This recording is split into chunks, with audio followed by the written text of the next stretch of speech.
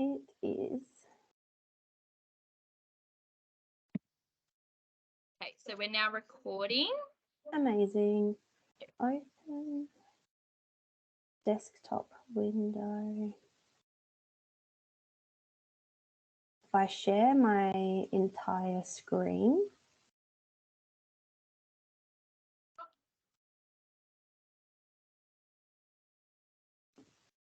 share.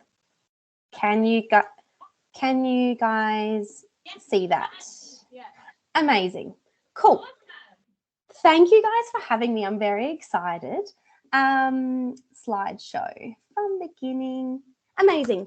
So I can't see you guys. All I can see is my PowerPoint. So I'm just going to like go with it. And if anything happens or any interruptions or something doesn't work, just yell at me and I'll stop.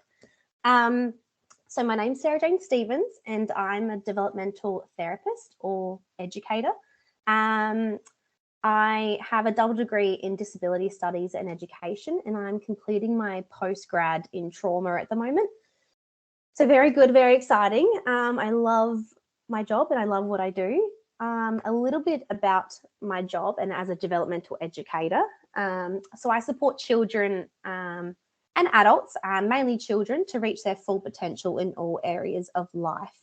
So this might include helping them to develop new skills, overcome challenges and become more independent. So DEs specialise in support for individuals with autism, ADD and ADHD, learning difficulties and other challenging behaviours. Some of the areas that I focus on are social skills, emotional regulation, communication skills, routine schedules, friendships, play, yard skills, life skills, classroom skills. So quite a lot of areas to focus on. So usually when I have a student, I usually go into schools or their home or via telehealth, and we would usually sit down with the parent and the school, and we would kind of go through their NDIS goals and have a chat around what challenges that they're facing, and then we would kind of go through, you know, what's priority. So they're lacking some emotional regulation, so then that's what we would focus on. Or, they're really struggling in the yard to have friendships and manage their play yard skills, so then that's what we would focus on. So a day in the life, I learned that off TikTok. So before every day I plan my sessions. So I would pre-plan, I would make sure that I know what I'm going in there to do. Then I would arrive at the school or home, set up, collect the student, and then have the session. Sessions usually go for 60 to 90 minutes. And then after, I would plan for the next session, make session notes, note anything of concern or any challenges that they faced or any things that they achieved. And then after, I would communicate with the parent or the caregiver to let them know how the session went. And then I would go to the next student and do it all again. I just really like this quote. So I've just chucked it in there because a person is a person no matter how small. And then I added or different. I just really like that quote. So I always share it when I speak to people. Visuals. So a big part of my job, majority of my job is visuals, creating visuals. And I'm constantly laminating and constantly creating. So just a rough little thing around visuals. So visual supports refers to using a picture or other visual item to communicate with a child who has difficulty understanding or using language. So visual supports can be photographs, drawings, objects, written words, or lists. So literally half my job is creating visuals for the schools, for the parents, for the child, and making them individualized so that the child can use them in their everyday life, or the parent can as well. And I'm constantly using visuals in my sessions. So visuals are very important and I absolutely love them, but I also sometimes don't like making them because the laminator and I are not friends sometimes. So these are the visuals that I would use every single day and carry with me all the time. When I work with teachers, I also print them and laminate them off as well for the teachers to use. So a stop visual, a break visual, a first and then a wait. And I forgot to put a help on there as well. So working with kids on the spectrum mainly is who I work with. We use a lot of these visuals to support communication and to support regulation in the classroom and at home.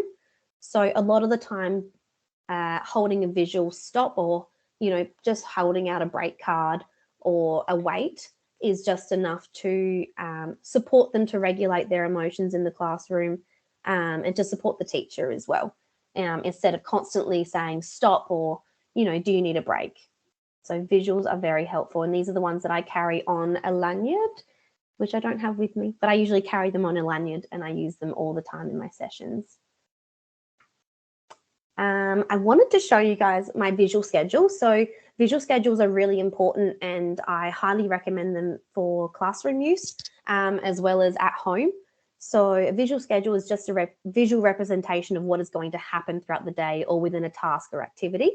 So I make a lot of these for particularly more so the younger students.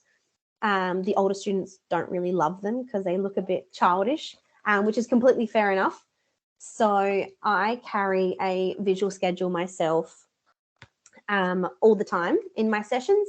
So what I would do is take out all the ones that we would do, so fidget, and I would write out a whole session in visual format. And then once we've done that task, they'll take it off and they'll put it in the finished pile. And that way that alleviates any unknowns or uncertainty around what we're doing in our session. And then we also have a reward chart. So once we've finished something, they will earn rewards and earn reward chart time. So yeah, visual schedules are really important. Otherwise, at home, I would do a lot of like morning routine or nighttime routine. And it's more of a peel post with the Velcro type stuff. And that's a lot with my younger clientele that I have. It just helps support communicating and understanding routines, and kind of alleviates that anxiety around what's going to happen or what do I need to do and all that kind of stuff. So it really helps create structure. The best part, resources. So I have a lot. So I've only pulled out some of them. I don't know how to get out of that. I don't know how to see you guys at the same time, but that's okay. Not quite sure, sorry. No, that's okay. I'll just continue, and I hope you can see me. I have a lot of resources and a lot of fidgets and stuff, so I only chose a couple, but this is my big fidget box. So at the start of every session, I always have fidget time or sensory time. A lot of my kids like to use their headphones just because they've got a sensitivity to sound and noise, and it kind of helps to support regulation. A lot of poppets, a lot of squishy ball stuff, everything. Kmart is my best friend with all of that stuff. Then I have my weighted toys, soft teddies, and they come with me to most of my sessions, and it just helps to support regulation and creates a sense of calm and safety. And it's kind of like a nice little conversation piece as well. I call him Rex, and the pink one is Fiona. So it's nice to have teddies and toys and stuff to have with you, and kids love it. So most of the time, if they're having a meltdown or an escalation, they would just grab Rex or Fiona and kind of hold it or put it on them and just take a second to breathe and calm. My chewable items, I don't have any on me at the moment. Just because of COVID, I'm not really handing out my chewy items for kids to chew on. And usually I would only allow one student to kind of use that. I would then take it home and sanitize and all that kind of stuff, or I would just give it to them. So that just supports regulation and stimulates the senses. It also avoids chewing other non-safe items. So a lot of my students on the spectrum love to chew like pencils, bark, clothing, their hand, anything, and that's just helping to stimulate their senses and to regulate themselves. So if we can avoid those things and unsafe items, I've had like safety pins. I've had dirt and all other really unsafe things that children should not be putting in their mouths. We usually try and go for the chewable, like necklaces or something like that. The other one is my compression sack. So that is one of my favorites. Even I have one. So I get one and the student gets one because I get really bad FOMO when they're in it and I'm not. So that just supports, again, regulation, supports the sensory input or output, makes them feel safe. It's really fun. We kind of do some yoga stretches in it. Usually that's for calm down time or reward time, or just if they're feeling like they need to regulate themselves. This is a really good one for kids on the spectrum as well as kids with ADD and ADHD. My putty. You could get those things. They're very fun. Yeah, they're like stretchy, like lycra. Yeah. I don't know if these are helping you understand. Yeah. Putty and slime, they're huge. So I've got like a box full of putty and slime. That supports regulation, sensory. I hate them and I like putty. Putty's okay, but slime is not my favorite, but kids love it. Every time they're in my fidget box, they're like, where's the slime? Where's the putty? That is so easy to make. I've stopped buying it. I now make it myself because it's so easy to make. You can add glitter, different food coloring, anything. So that's really fun. My last one, again, the ones that I use all the time are my visuals. So feelings and emotions cards. So I bought the ones from Kmart. They're kind of like flashcards. And this supports emotions and understanding feelings and emotions, and helps to support communication. So a lot of the time, the kids on the spectrum aren't able to communicate how they're feeling a lot of the time. So what I like to use is a lot of visuals. So that's, I feel worried, I feel happy, and all they would have to do is kind of go through it and go, I would say, how are you feeling today? And they can either point to it, say it, or give it to me. As long as they're communicating in some way with these cards, then I don't mind. Otherwise, I have different ones for different age groups. I don't know. Oh, I've just got like a big one with like lots of them. A lot of my kids find this one a bit overwhelming to look at. So that's why I kind of prefer like the individual cards.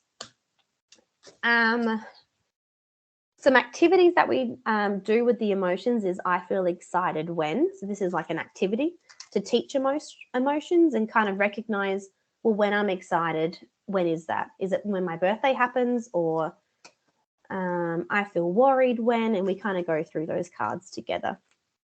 One of my favorite resources is Emotions Bingo, and that is very fun. So I created this one myself. So I'm feeling bingo. I don't know if you can see. And you just get like tokens like you would in bingo, and then you read out these emotions cards and put the tokens on whenever you get the correct emotion. And my students love playing that one. It's fantastic. They're the kind of resources that they will be kind of making with the assessment. So fantastic. Yeah. I was like, oh, I hope I'm not absolutely. No, you're definitely on track. And like even what emotions other people are feeling, having the ability to recognize emotions just in general. Yeah, for sure. Yeah, no, definitely. Another one of my favorites is Emotions Uno. So you can create your own. Uno is a big hit. So creating Emotions Uno, and you just play like normal Uno, but on each card there's a question about, I know this one's embarrassed. Tell me about a time you felt embarrassed. And then that just creates also some social skills as well as understanding emotions and emotional regulation. Sorry. We also have, you can also do that for social skills. So tell me what it's like to be a friend, or what is a friend, or what do you say when you meet someone for the first time? You would say hello. So just picking up all those social skills that we naturally learn, and just for them, we have to teach them these things. That's all. I have a couple of other games that I've bought and I've been lazy and not made them myself. So this is recipe for a friend, but I'm sure you could make it. So it's kind of like matching. So you would find kind of like memory, you'd put them all out and then you'd both take turns with memory game. You can do this with, I think I've got the same with boiling over. So learning how to stay calm, regulate, and some of these are listening to music and dance, using a friendly voice, and then you would put the ones that are negative in the boiling pot. So shouting at everyone, hitting someone, breaking something. So you would put them in the boiling pot because they're not the correct choice to make. And I think recipe for a friend, the correct ones are like shares, good listener. And then to put in the pot, you would say is rude, excludes others. So they're kind of like, yeah, they're really fun. Where do you get these games from? Like, are they just online? Yes. Yeah, I can send you a couple of links to where I get all my resources from. These ones are really fun for the littlies, especially memory games. Memory games are really fun. What else do I have? You would be able to like Google the game and then Yes. get the general gist of how it is played and then Yes. transform that into your own spin on the game. 100%. Yeah. Yeah, I've done 2 separate ones that are similar to this for social skills and French. I think I did bullying as well. So you can adapt and change any visual, anything like that. I have a lot of other ones. I had the one from Kmart, which is What's My Body Clue? And that is also around, understanding emotions and understanding, well, when I'm angry, what does that look like within my body? Are my hands clenched? Am I feeling hot? Am I getting red in the face? Or all those types of things. So it's just understanding, and that's a matching game as well, like a memory game. But they've joined them with animals as well. So when feeling hungry, a bear growls. What is your body clue when you're feeling scared? And all those types of things. That's another like similar like memory game. I've got like them all around me. I'm trying to pick like which one to like show you next. Any game you can easily adapt to making it around emotions or social skills or anything of the sort. Usually the big hit is the Uno cards and bingo, anything interactive where it's, you and someone else or competition. All my kids know that I'm very competitive and when I don't like to lose. So when that does happen, which is also another social skill, winning and losing, it's okay. Which is what I tell my kids, that when I lose, I'm like, oh my goodness, I've just lost. And I'm trying not to get like angry that I've lost. So yeah, it's very fun. We've also got like a lot of get to know you games that are really like 5-minute easy games. So like tell me about your pets, and it's just social skills, learning each other, learning about each other. So this is what I would do in my first session with a student if I have not met them before, is play get to know you games, and that helps to create social skills. It helps to also understand where they're at socially. If they can't converse with me or turn take in conversations, I'm kind of picking up on, what they're doing socially for me to understand where they're at and what I can work with them on. So a lot of the time, the kids that I work with really find it hard to have that back and forth conversation. So it's me doing a lot of the talking a lot of the time. And we're working on making comments like, oh, wow, that's cool, or I didn't know that, or that kind of stuff, or asking questions, oh, that's really cool, or what did you do on the weekend?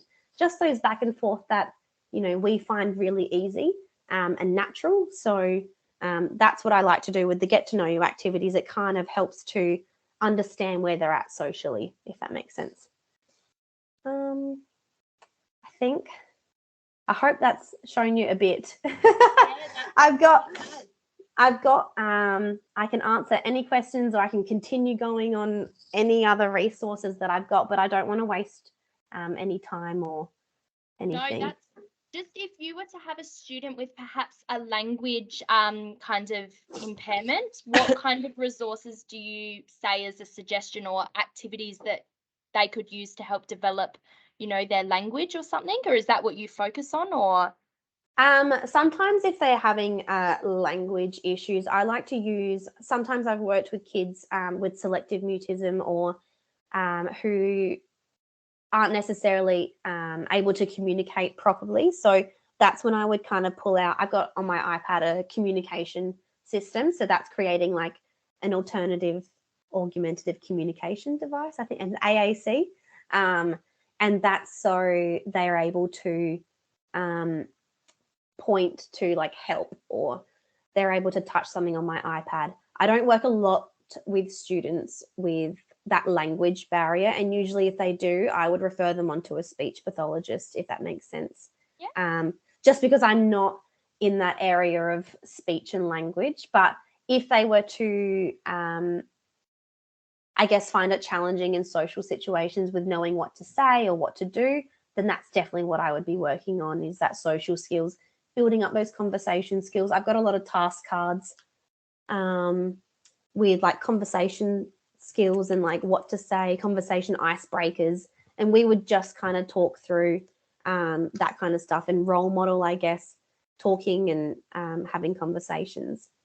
Does that answer the question? That's great. Does anyone in here have any questions to do with your assignment? Like, any of you thinking that you might want to look at, I don't know, a certain aspect, or even ask if your little activity that you had in mind was any good or anything like that? I'm hearing crickets right now. No, that's okay. No? If you think of anything and want to email them through to me after, and you go, oh, I should have asked that, then I'm happy to answer them in an email. No stress. I'll pass on your email address to them. Well, thank you very much. No worries. I can see you now. I've closed my stuff. It was so helpful for them. I hope so. I hope so. I'm sorry if I blabbed on. Yeah, no, it was really great. Good luck with everything, and I hope everything goes amazing. I can't wait to hear about what you guys have created. You'll see it. You'll definitely see it. I'll let you know. Thank you very much. Amazing. Thanks so much. Have a good day, guys. See ya. Good blue. No, I need to stop recording before I leave.